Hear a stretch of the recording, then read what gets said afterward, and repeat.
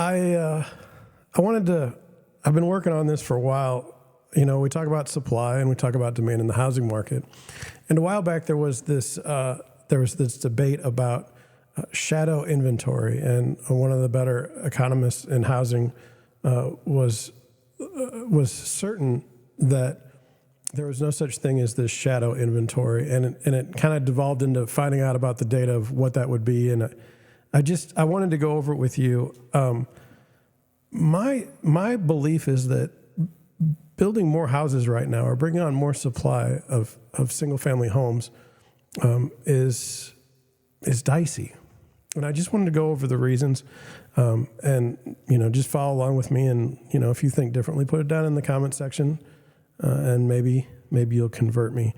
But let's get to the first little part right now. So this is a tweet from Lance Lambert, and this is as of today. It's 9/27 as I'm recording this. And he says, taking into account the mortgage rates, incomes, and house prices, September of 2023 stands out as the least affordable month for U.S. housing this century. The previous holder was August of 2023. And he follows that tweet up with, this century, meaning since 2000, in the early 80s, there were the most, according to most housing affordability metrics, worse than this. So in the early 80s, we're talking about high interest rate environments again. And so I just wanted to go through, I put together some notes, and I just wanted to go through them, and we'll just kind of do that. So the hidden supply in the housing market. So the thought about that is simply, look, for years and years and years, we've just defined single family homes as just that. They're not rentals. They're not units that are being short-term rented or even regular rentals, just not being done. Every single family home is a home that a family or people can buy and live in, free of renting it from someone. And as we've gone on, we've seen large companies purchase single-family homes specifically with the intent of renting them. We've also seen large investors purchase tracts of land to build single-family for rent homes, and so when you get the institutions involved, it's kind of scary. Also, we don't exactly have laws across the United States for these single family, these short-term rentals. They're cracking down on them, but the idea is that there's so much lending being done just based on the income of these properties that if that income goes away due to any number of reasons, one of which not being able to make the payments on the rents, from the rents, you're going to have a severe issue. And so I have just this one more thing from Bankrate, and it's key homeowner data from 2023. It's the homeownership rate in the United States as the first quarter was of 2023 was 66%. So let's just make a broad assumption that 36% of all housing is now 34% is being rented, single family homes. So let's I could be totally wrong, right? But let's just use that as an example. That means you've got 30% of the housing market, single family housing market, that's currently owned by investors that could be owned by owner occupants. That to me seems like a problem. The problem is in that of a supply issue. And I mean that by if you build more houses, more units, you're not fixing that dynamic of only having 66% of home ownership. And I'm going to go through it in the way I think about it, and you're free to disagree with me. But let's just look at an example from a place like St. Louis. So in St. Louis, you can find places in St. Louis for less than $200,000. Okay. The question is, do people want to live there? Okay. And then the next question is, if you built homes in that area, would people go to them? So to me, it's more of an issue of there's a lack of supply of homes in areas where people want to live. And I don't think anybody's brought that up. And I think that that's something that we should pay attention to. So whenever you hear, there's an affordability problem, okay? I don't think anyone can argue that. But adding more supply isn't going to bring the affordability down in neighborhoods where people want to live, okay? So let's just take, for an example, a place like Kirkwood in St. Louis, okay? The house price, let's do Clayton, that's even more. A single-family home in Clayton is going to be $800,000 or more, okay? If you build more units in Clayton, okay, for single-family homes, no one's selling those for less than that price. And they're probably selling them for more than that because, new construction. So just blindly building homes isn't fixing, isn't adding to the supply. There's other constraints within the marketplace. So I just wanted to point that out as far as affordability. And so, we know that the affordability right now isn't great. Okay. But I did want to talk about some ideas about like what is the word affordable? What does that even mean? Because people throw it around all the time, and I'm not quite sure there's a good definition for it. So here's a couple of ways we look at affordability. One, there's the 30% rule. Traditionally, housing is considered affordable if it costs 30% or less of a household's gross income. This includes rent, mortgage payments, utilities, taxes, insurance, and any associated fees. When households spend more than this, they may be considered housing burdened or cost burdened, which means they might struggle to afford other basic needs such as food, transportation, healthcare, and savings. Then you have the mortgage considerations. The concept of affordability becomes more nuanced when considering mortgages.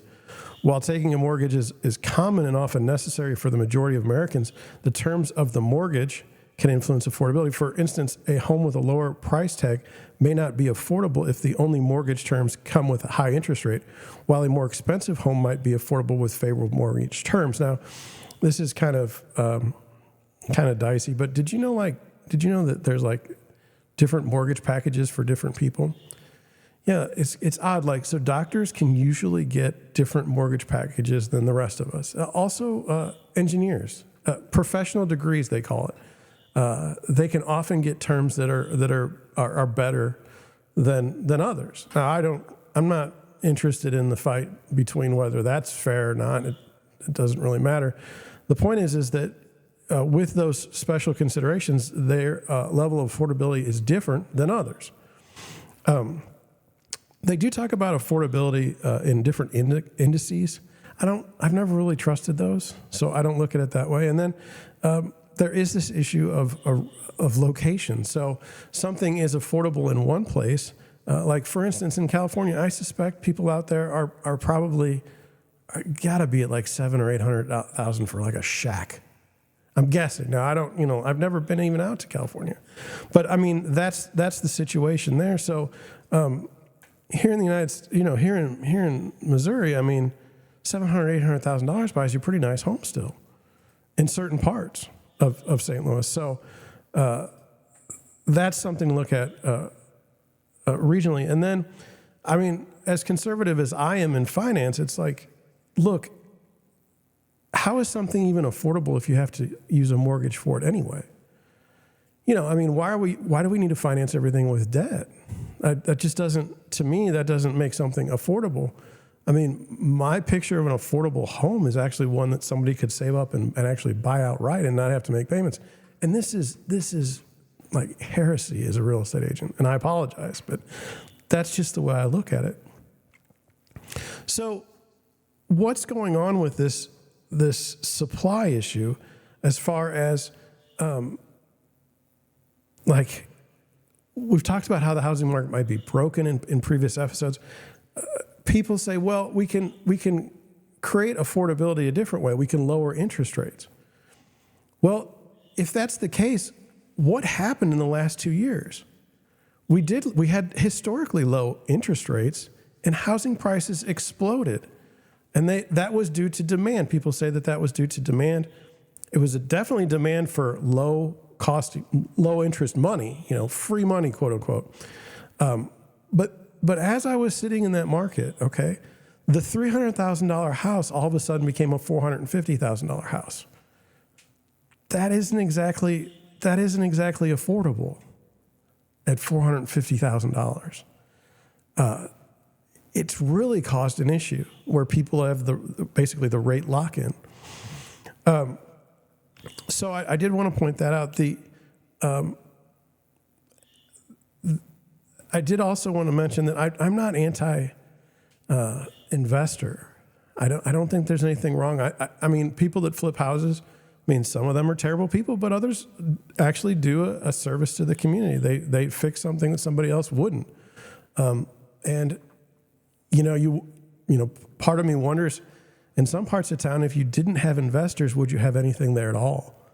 That's how bad some of the places are. And so I don't mind the investor in the housing market. I just think that something is up when 40% of the housing stock is owned by investors. I mean, that's a tremendous amount of power that group has. Now, you could argue that only 2 or 3% of that is institutional investors, the Wall Street group. But even mom and pop shops are not like these small, like own one house, own two houses. I mean, they could own thousands. It's pretty impressive. So I just wanted to point out that supply, just building more houses isn't going to fix this. And now the supply, where is it going to come from? There will be supply from investors selling properties as they lose money on rentals. I mean, that's going to happen. But I just wanted to point this out. I might be running long, and I just want you to understand that when people say build more houses, it's going to increase supply and lower costs or be more affordable. I don't think that's true. Based on what I see in my market, I mean, we could build 1,000 units in Kirkwood or Clayton, and you're not lowering the price in those areas. Okay. The issue is who's going to build affordable housing when the markup is so great in those areas. You say, well, the government or the county or the city should put forth different rules for development that will stimulate affordable housing, but it just doesn't seem to be the way it works in practice.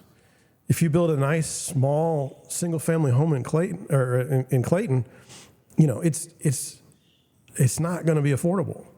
Like, it's, by your definition, is not going to be affordable. So I just wanted to put that out there. I do believe that there's a tremendous amount of inventory being taken up by investors of single family homes. And I do think that does affect the supply. And I'll just point out, if someone that has a job, fresh out of college, can only afford a $150,000 house, okay, how many investors can afford that $150,000 house first? I mean, it's just the way it is. Now, I don't have any solutions. I mean, I think it's a very complex issue, and I don't think we're going to really get the answers that we're looking for. But I will say, I don't think that this particular case is a supply issue. Building thousands of homes isn't fixing this. Thousands or millions of homes of single family homes isn't fixing this issue or bringing relief to the marketplace anytime soon. So hopefully that wasn't too controversial, and hopefully I presented in a way that you can at least, say I hate that guy or I like what he said. If you did agree with me, put it in the comments, or if you don't agree with me, tell me why. Remember, I'm speaking off the cuff here. I mean, I'm sure that there's, don't hang on my every word, basically. That's all I have for today. Thank you for watching. Thank you for listening, and I'll catch you on the next one.